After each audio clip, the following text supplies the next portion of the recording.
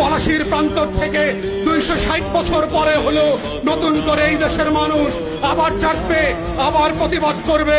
যদি মনে করে থাকেন পুলিশের গাড়ি দিয়ে, ভেহিকেল দিয়ে, কানন দিয়ে, র্যাবের গুম খুনের ইতিহাস জমা করে, পিডিআর দিয়ে, সেনাবাহিনী দিয়ে বাংলাদেশের 20 কোটি মানুষের স্বাধীনতার সম্ভাবনা আকাঙ্ক্ষাকে হত্যা করবেন, বোকার স্বর্গে বাস করছেন, বাংলাদেশের মানুষকে চেনেন নাই।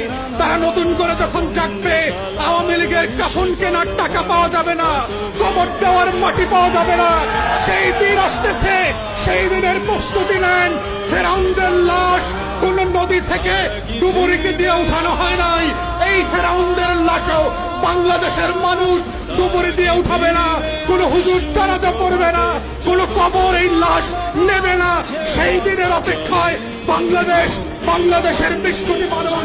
আমরা বারবার বলছি, আইয়ুব খানের রাজতন্ত্র আমরা মানি নাই, ইয়াহিয়া খানের রাজতন্ত্র আমরা মানি নাই, শেখ পরিবারের রাজতন্ত্র মানি না, মানছি না, এখন মানব না।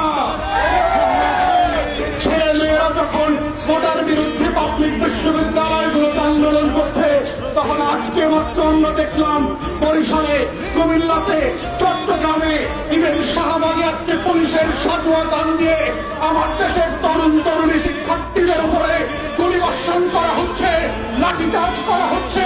এটা পাঞ্জাবের আমল না, পাকিস্তানিদের হাতে আমরা বন্দীরা। এটা 190 বছরের জমিদারি শাসন না।